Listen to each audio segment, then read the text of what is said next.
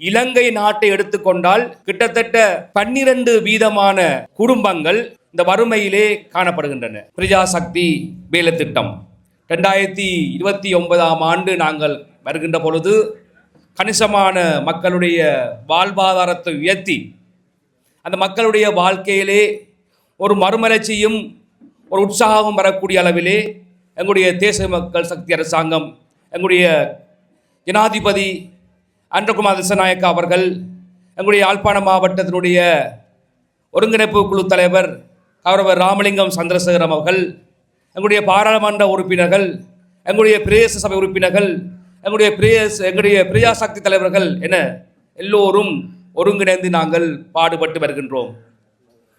எங்களுடைய அரசாங்கத்தினுடைய 3 வேலை திட்டங்களிலே முதலாவது வேலை திட்டம் கிளீன் ஸ்ரீலங்கா வேலை திட்டம். அந்த கிளீன் ஸ்ரீலங்கா வேலை திட்டத்துக்கூடாக பல நூற்றுக்கணக்கான பணிகள் நாடு பூராக முன்னெடுக்கப்பட்டு வருகின்றது.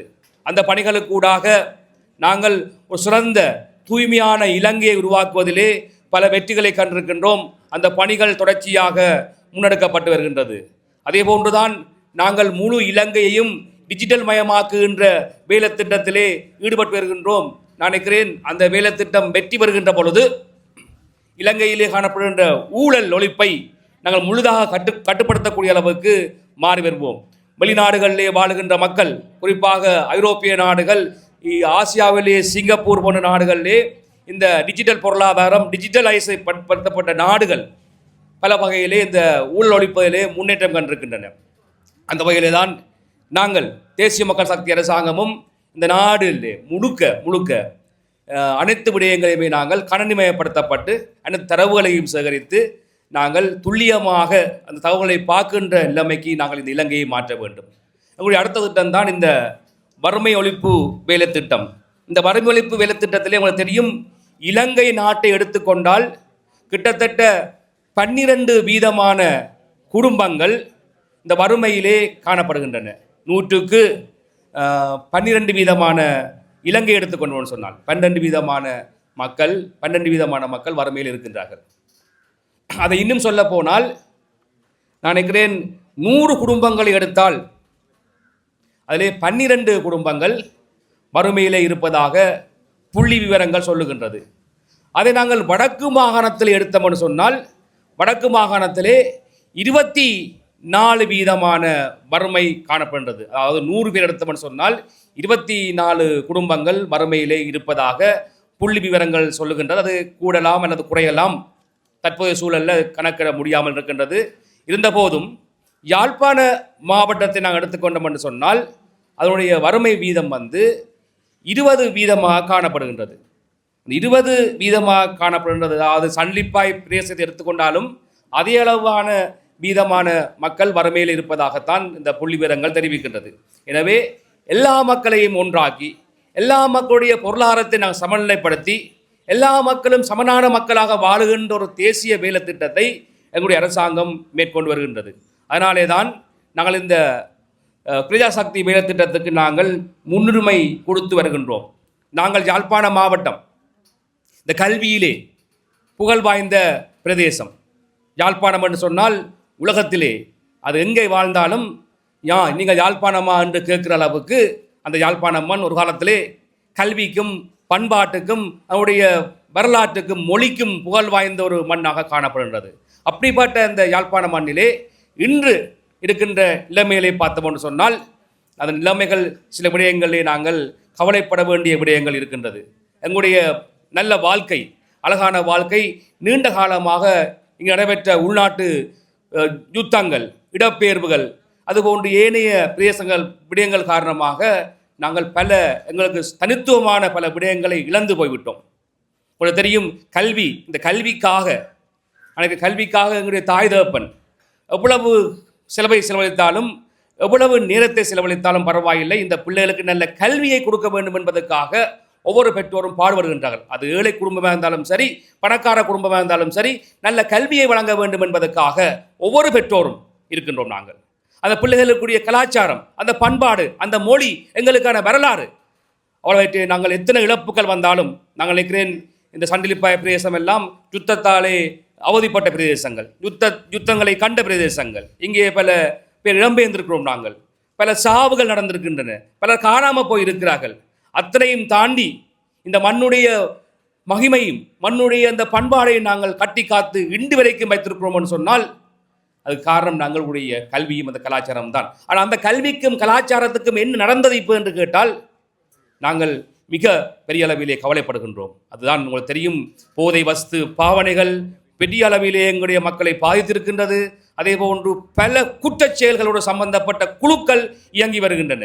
ஆனால் அந்த குற்றச் செயல்களுடைய குழுக்கள் இந்த போதை வஸ்து பாவனை பல மாவியாக்களை நாங்கள் ஒழித்து அந்த மக்களுக்கு நல்ல ஒரு பலமான அழகான ஒரு வாழ்க்கையை கொடுக்க வேண்டும் என்பதற்காகத்தான் இந்த தேசிய மக்கள் சக்தி அரசாங்கம் பல்வேறு வழிகளிலும் போராடி வருகின்றது. உங்களுக்கு தெரியும், எங்களுடைய பிரதேச சபை உறுப்பினர்கள், இங்கே நியமிக்கப்பட்ட பிரஜாசக்தி உறுப்பினர்கள், தலைவர்கள் எல்லோரும் சேர்ந்து இந்த கிராமத்தினுடைய வளர்ச்சிக்காக பாடுபடுகின்றார்கள். இந்த சண்டிலிப்பாய் பிரதேசத்திலே நான் நினைக்கிறேன் இருக்கின்ற அத்தனை அரசாங்க ஊழியர்கள், அத்தனை பிரஜாசக்தி தலைவர்கள், பொதுமக்கள் என அனைவரும் சேர்ந்து இந்த பிரதேசத்திலே காணப்படுகின்ற பல விவரங்களை ஆய்ந்து அதை நாங்கள் ஒரு மாஸ்டர் பிளானாக, வில்லேஜ் டெவலப்மெண்ட் பிளானாக உருவாக்குகின்றோம். இந்த சண்டிலிப்பாய் பிரதேசத்திலே எங்கெங்கே வறுமை காணப்படுகின்றது, எத்தனை பெண் தலைமைத்துவ குடும்பங்கள் காணப்படுகின்றது, எத்தனை பிள்ளைகள் தங்களுடைய பாடசாலை கல்வி இழந்திருக்கின்றார்கள், எத்தனை பிள்ளைகள் தங்களுடைய போதை வஸ்து பாவனையால் தங்களுடைய கல்வி இழந்திருக்கின்றார்கள், அதே போன்று வேலை வாய்ப்புகள்,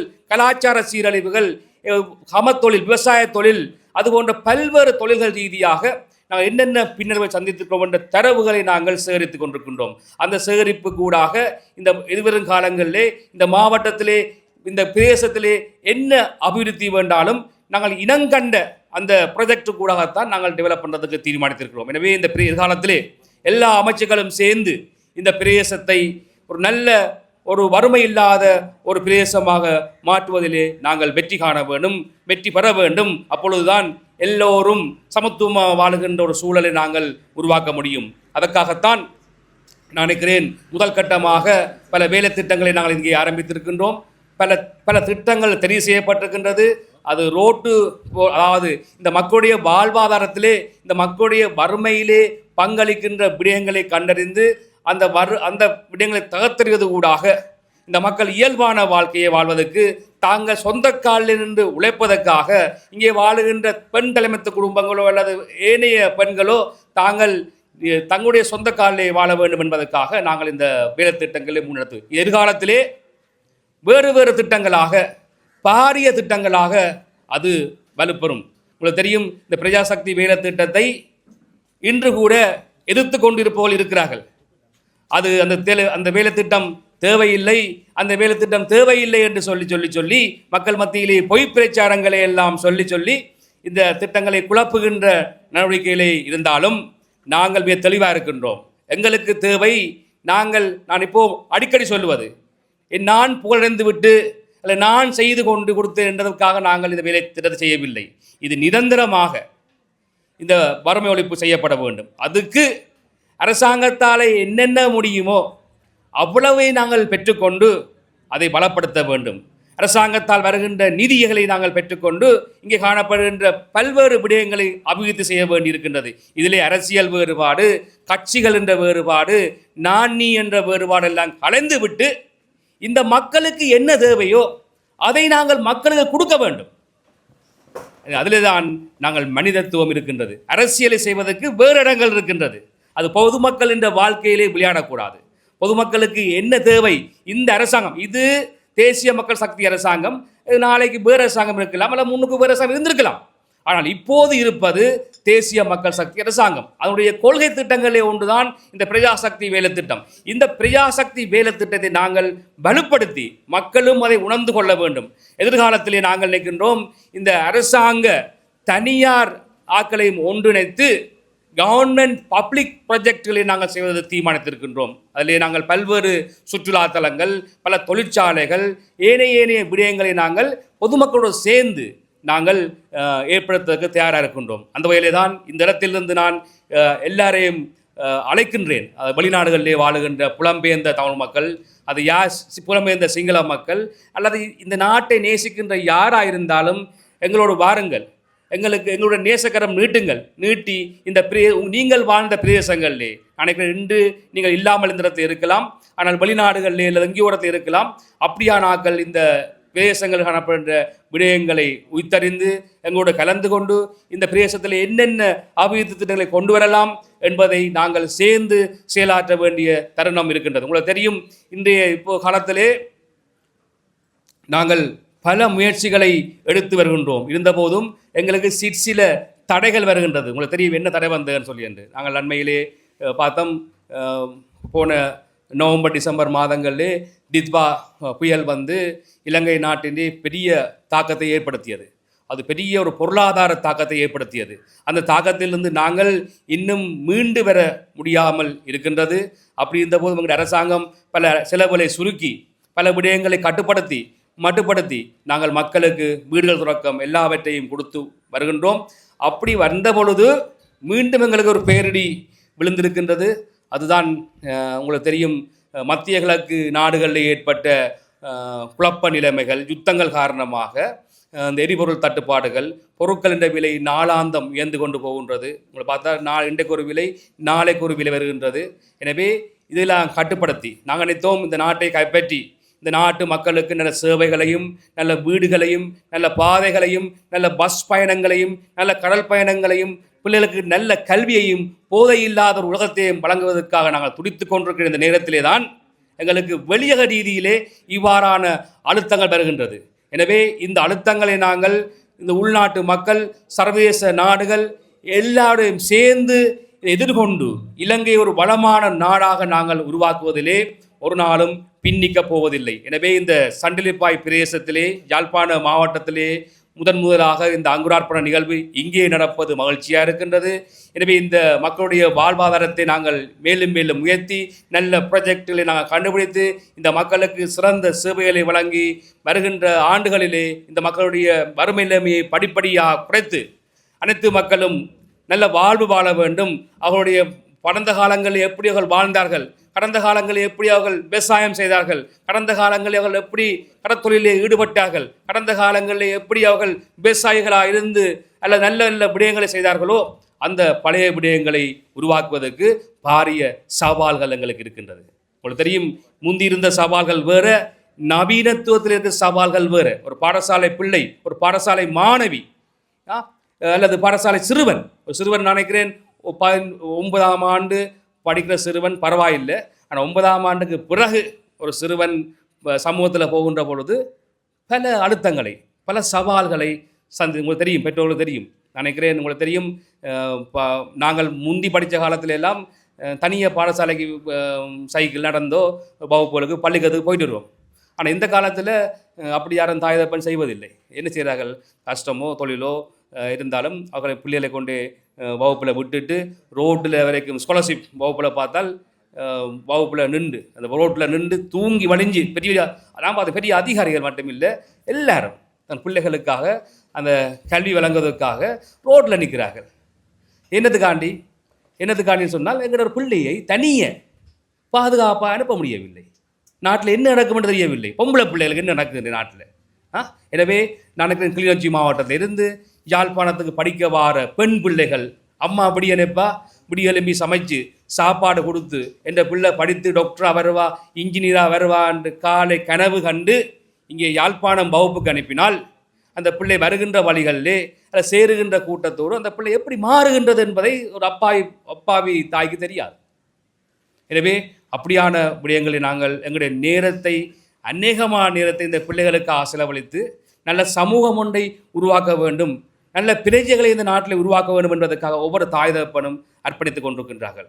எனவே அப்படியான அர்ப்பணிப்புள்ள தாய்மர்களுக்கு அரசாங்கம் என்ற ரீதியிலே நாங்களும் எங்களுடைய பங்களிப்பை வழங்க வேண்டும், அவருடைய வாழ்வாதாரத்தை உயர்த்த வேண்டும், அவர்களுடைய வேலை வாய்ப்புகளை கொடுக்க வேண்டும். இந்த பிரதேசங்களிலே காணப்படுகின்ற அபிவிருத்திகளை நாங்கள் மேலும் மேலும் செய்து தொழிற்சாலைகளை அமைத்து இளைஞர்களுக்கான வேலைவாய்ப்புகளை வழங்கி அவர்களுக்கான உற்சாகத்தையும் ஆறுதலையும் கொடுக்க வேண்டிய தேவை எங்களுக்கு இருக்கின்றது.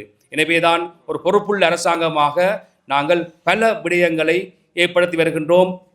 அந்த வகையிலே நீங்கள் பொதுமக்கள் ஆகிய நீங்கள் எங்களுடைய அரசாங்கத்துடன் இணைந்து நாங்கள் முன்னெடுக்கின்ற அனைத்து நிகழ்வுகளுக்கும் நீங்கள் ஒத்துழைப்பு வழங்க வேண்டும். அதே போன்று நாங்கள் ஏதாவது பிழைவிட்டால் எங்களுக்கு எங்களுடைய நேர கலந்துரையாடுங்கோ, உங்களுடைய பிரச்சனையை சொல்லுங்கள், அதை நாங்கள் எப்படியெல்லாம் தீர்க்க முடியுமோ அப்படியெல்லாம் உங்களுக்கு தீர்த்து தர முடியும் என்று இந்த இடத்திலே கூறி இந்த சண்டிலிப்பாய் பிரதேசத்திலே இருக்கின்ற பிரதேச செயலர் திரு பிரபாகரமூர்த்தி அவர்கள் அண்மையிலே தான் இங்கே வந்திருந்தார். இருந்தபோதும் அவர் மிக உற்சாகமாக செயல்பட்டு வருகின்றார். இந்த பிரதேசத்தினுடைய பல்ல அபிவிருத்திகளிலே அவர் பாரிய பங்களிப்பை செய்து வருகின்றார்.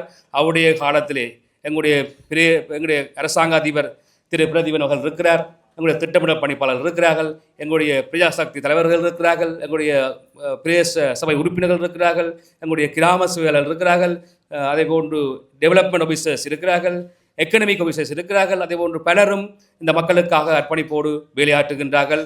அந்த வகையில் உங்கள் அனைவருக்கும் அரசாங்கத்தினுடைய சார்பிலே நன்றிகளையும் பாராட்டுகளையும் தெரிவித்துக் கொண்டு இந்த பிரதேசம் மேலும் வளர்ச்சியடையும் என்று கேட்டு உங்களுக்கு வாழ்த்துக்களை கூறி மேலதிக செய்திகளுக்காக எமது யூடியூப் தளத்தை சப்ஸ்கிரைப் செய்யுங்கள்.